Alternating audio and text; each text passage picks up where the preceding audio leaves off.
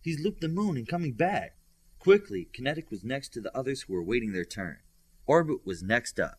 She was able to get to 5 PLS on her test. Virtuoso was able to give the group updates the whole trip. Orbit picked her name because she loves to go into space and can fly so fast out there. The competition on this one keeps getting better, Bioforce said.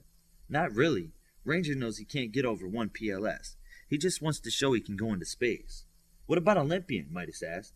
He was only allowed to go into space with his older brother, and even then never moved as fast as he could. He's not sure how fast he can go. Ranger was the next one into space. Like Virtuoso said, he never got over 1 PLS.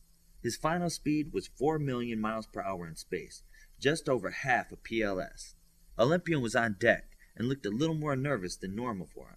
Why is he so jumpy? Bioforce asked. He knows if he gets first on this, he wins. Ion lost too many points by not going into space, and he's tied with Kinetic. Both have 1 second place finish and 1 third place finish.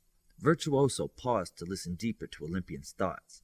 He keeps thinking about his family, all the sacrifices his parents made, the time his brother spent training him, pictures of family members that gave their lives in the war, how proud his mother was when he was chosen for Alpha. He's using it to pump his heart rate and adrenaline. He sees his ancestors as links in a great chain that leads up to him. He keeps thinking his link is anchored in the past, and the links from the past lend them their strength. Olympian is making a promise to himself to fly faster than any of his line has ever done, to bring them honor. Coach Spurs told Olympian he could start. Olympian didn't move. He summoned all his strength and bent his knees to jump. Looking up, Olympian said, "I will not be the weak link." By the time Olympian's feet left the ground, he had broken the speed of sound. He disappeared into the sky faster than any could see. 1 PLS. Already? Midas said. 4 PLS. She understood what Olympian was thinking and what it meant. If her own thoughts were ever put into words, she hoped they would sound like his. Faster, you can do it. She looked up into the sky at the struggling boy she couldn't see. 9 PLS. He's won, Bioforce said. He doesn't know that. He's still fighting for more speed. How fast can he go? 14 PLS. Wait, the techs are thinking something is wrong. What? Is he all right? She asked. They see some kind of field building around him, like a tunnel of particles and energy. He's not going to explode, is he? Midas asked. 38 PLS. The field is allowing him to go faster. What kind of field? Bioforce asked. I don't know. 68 PLS. They say it's like he's surrounded by some kind of force that's allowing him to accelerate faster while not being stuck in time. Like punching or cutting a point through time and space. What? Midas said. Einstein, she said. Watch it. No, not a cut down. Einstein's theory of relativity. It's impossible for a physical object to move faster than 100 PLS. He's bending the rules. 134 PLS and still accelerating. It's hard to read his thoughts. It's like my connection to him keeps blinking on and off. But I think he's getting fatigued. He broke the speed of light? Bioforce questioned with a stunned voice. 261 PLS. 302 PLS. And he's slowing down now. He's way past the moon and can see another planet now. He maxed at just over 3 times the speed of light. Wow, I bet nobody is as fast a flyer as he is, Midas said out loud. Not true. Coach Connors was next to him the whole way. He was? She said with a question. A few minutes later, Olympian was on the ground in front of the stands. Coach Spurs was the first to walk up and shake his hand. That was a great show you put on. Congratulations, you're first hitter and first flyer. Thank you. I hope to do as well once training starts, Olympian said as he headed to the stands. Olympian flew up to the stands where everyone applauded and was set to congratulate him. She used her speed and was the first one over to him. Excellent job. You're a credit to your family. I'm sure they are very proud to have you represent them. Olympian wasn't sure how she knew what to say, but it was the right thing to say. Thank you. Thank you very much. After a minute or two of students talking about the matches that just took place, Coach Spurs told everyone that they would be moving to the training area behind the pit. Midas and Virtuoso, please come here. Coach Spurs was on the ground motioning for the pair to come to him. Virtuoso touched Midas on the shoulder and they were both teleported next to the coach. What can we do for you?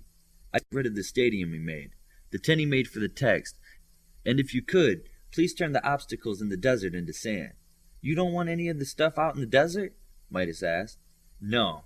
The next time we do this, it will be with all hollow G and force field technology, so you can scrap all of it. He turned to help the techs with equipment. See you at the firing range. Midas walked up to the base of the stands that towered above him. He looked up at something he was proud of. The idea of turning it back into sand seemed wrong. You can make another one anytime you want to, Virtuoso said from behind him. Yeah, it's just, this was my first one.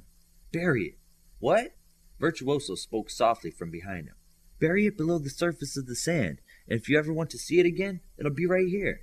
Midas pushed his cane into the ground and made the legs of the stands shrink until the stands were on the ground again. Next, he made the base that was underneath the stands turn to aluminum, and then he made it flow like a liquid. The stands sank in the liquid aluminum. Midas then took a handful of sand and turned the aluminum into sand. The stands were now buried beneath the sand. They're still packing up in the tent. Let's do the obstacles next, Virtuoso said. Okay. At the first large hoop held in the air on a steel pole, Midas did something different. He placed his cane in the ground and turned the ground from him to the base to steel. Then the base. Then the pole. And then the hoop. It only took one action to turn everything one way, then another to change everything but his cane to sand. The sand fell to the ground with a thud. Cool! That was a quick way to get rid of it, Virtuoso said. Yeah, let's see how fast we can do this, Midas said.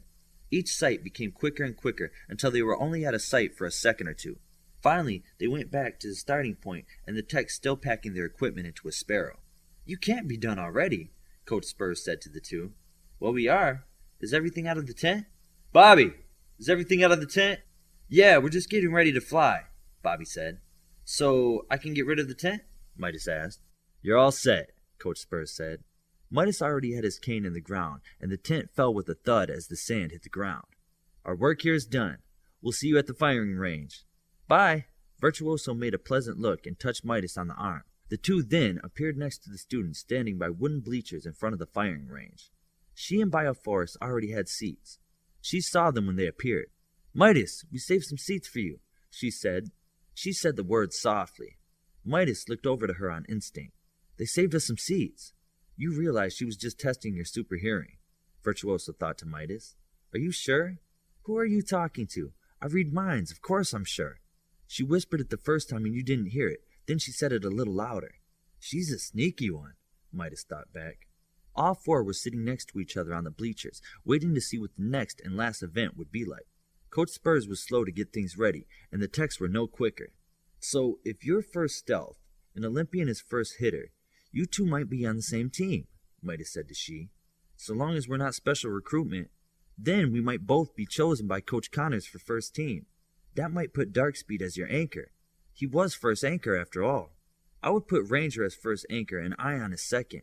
Darkspeed played a smarter game, but I wonder how he would have done if he couldn't have put the two of them against each other. Midas looked at Virtuoso and thought loudly. Can we tell her that Ranger is going to be second leader? I don't know if we should. Olympian She and Bioforce are in the running to be on first team, but you and I are both brains, and we have no way of knowing who first brain is.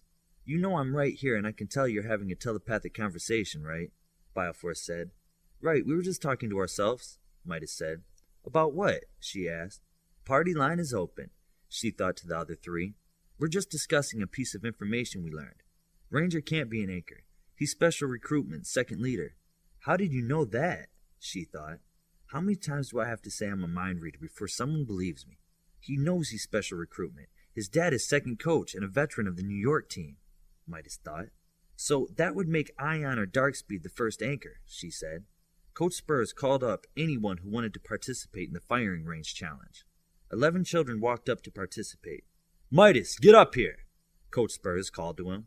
Bet the targets need fixing, he said as he hopped up and ran to the coach. Coach didn't talk directly to Midas. Instead, he talked to everyone.